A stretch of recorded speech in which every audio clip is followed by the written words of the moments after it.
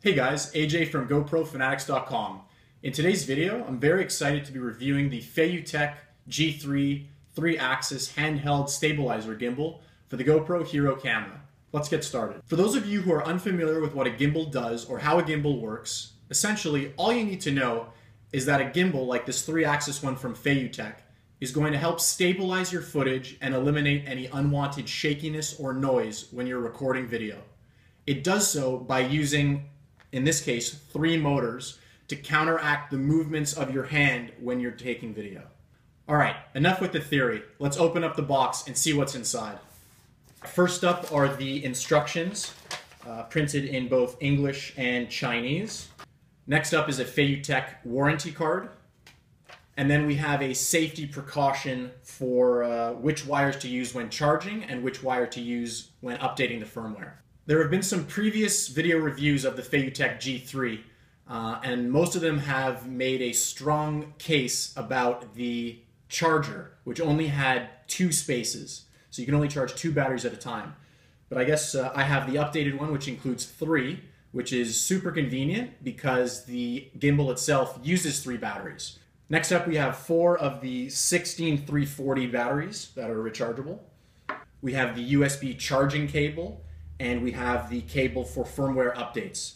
As per the precaution, you don't want to mix these 2 up, so make sure you know that this one's definitely for charging and this one's definitely for the firmware updates. Just follow the instructions, you'll be fine. We have a wall plug similar to one that you would get with an Apple iPhone. And finally, we have the beast, the 3-axis gimbal itself. In the hand, it feels very solid, nice aluminum construction. The first thing that I think is worth noting is that the 3-axis gimbal from Feiyu Tech only works with the GoPro when it's naked. So that means it has to be outside of its plastic case. You can't use it with this case, it just simply doesn't fit. All you have to do is unscrew these little screws that hold the bracket in place, slide your GoPro into position, just tighten them back up again. Just finger tight should be fine. And there you have it. Now your GoPro's installed. Now let's get some batteries in there. Installing batteries is easy. Just unscrew the cap at the bottom and put your batteries in. 1, 2, 3. Screw the cap back in. Now the Feiyu Tech has 2 buttons. We have the on-off button on the bottom, and then we have the mode button up here. So before I power this thing on, Feiyu Tech in their instructions say to never power on the gimbal without the GoPro. It could actually damage the brushless motors. To turn it on, just push on the power button on the bottom. You should see a few blue lights blinking in a few different places. Here's one of the indicator lights. So you just let it do its thing. And now it's ready to go. After first turning on the gimbal, you'll be in mode 1, which is heading follow mode. So basically, you won't get any camera pitch like up and down. It'll stay level with the horizon, but you can rotate it and it will follow. It'll pan, it'll give you a nice smooth panning motion. So you just have to use your wrist to turn it. Now if you want to enter mode 2, you push on the button here, double tap it, and now you'll see it blinking twice. So now you know for sure you're in mode 2. So the only difference between mode 1 and 2 is that when you turn the camera down like this, it'll actually follow. So you can pan vertically up and down. So that's pretty cool. Now the final mode, mode 3, this basically locks the camera in all 3 axes. So to do that, to enter that mode, just hold this button for 1 second and it'll be a solid blue light now. So as you can see, the camera is completely stationary. It's not changing the angle at all, even though I'm moving the gimbal like this. So this would be for a good shot if you really want to keep the camera aimed in one direction and not move, not rotate or not turn. And to exit that mode, just hit the 1 button, and now you're back into mode 1. The only thing that I'll warn you is that after being in that fixed axes mode, mode 3, if you push the button once to get back into mode 1, it'll be fixed in the vertical axes. So I'll just show you what I mean by that. So let's say the camera was facing down like this. You locked it by putting it into mode 3. So we're in mode 3. Now if you push it once, you're stuck at that angle. It'll still turn and rotate, but you're pointing in that direction. So the only way to get out of that is to either turn it off and then turn it back on again, or go back into mode 2, which is the double tap. Bring it back to where you think is level. Push it once, and now you're good to go. There are some motion limitations in terms of how far you can move the handle before it hits a motor, for example. So you hear that sound? That's actually the 2 motors hitting each other. So you have to, just be conscious of that. And if you go the other way, I'll hit the camera. I don't think it's a good thing to hit it and keep it there, because the motors are trying to compensate and you could probably damage the motors. So just make sure you're kind of aware of the position of the handle relative to the GoPro, so you're not hitting anything and you're keeping a nice buffer space. One other thing that I don't like about the Feiyu Tech G3 are the exposed wires. Just doesn't really look that great, and if you get this caught on something or snagged on something, then you could pull the wiring and disconnect something, and then your gimbal doesn't work. So again, just something to be careful about, but not a big deal. It works as described.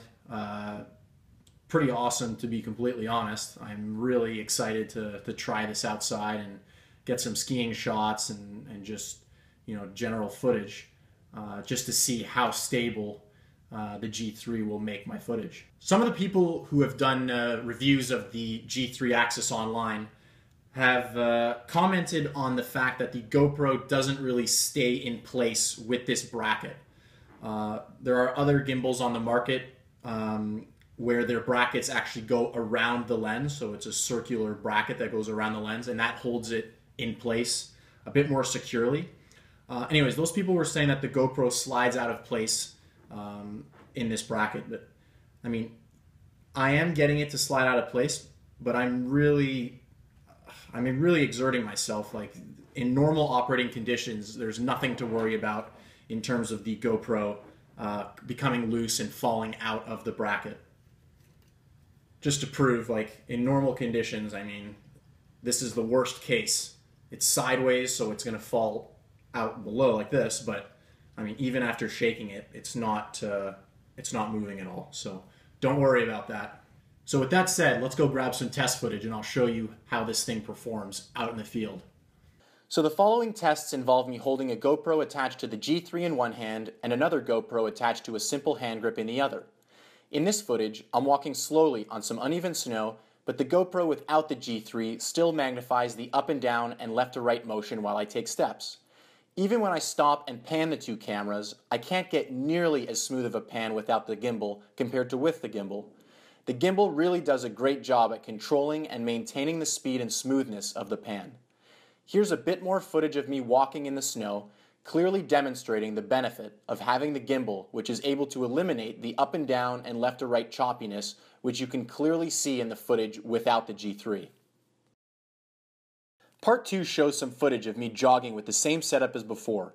If you can believe it, I'm actually trying really hard to keep the non-G3 GoPro as steady as possible, and I didn't think the footage would be this shaky, but when compared to the G3's footage, it's absolutely no contest. There are some slight movements left to right in the G3 footage, but this could have been avoided if I was using mode 3, which would have fixed the camera in all 3 axes, instead of mode 1, which allows the camera to pan left and right. In this final test, I did a comparison going upstairs. I'm just going up slowly one step at a time and trying to be as smooth as possible with both. You will still notice some very slight up and down and left to right movements in the gimbal equipped footage, but it's so minimal compared to without the gimbal. Like before, I could have eliminated these subtle movements by being in mode 3. The second half of this test is me going up 2 stairs at a time. This really magnifies the shakiness of the non-gimbal footage. It's no surprise the gimbal equipped GoPro is the clear winner.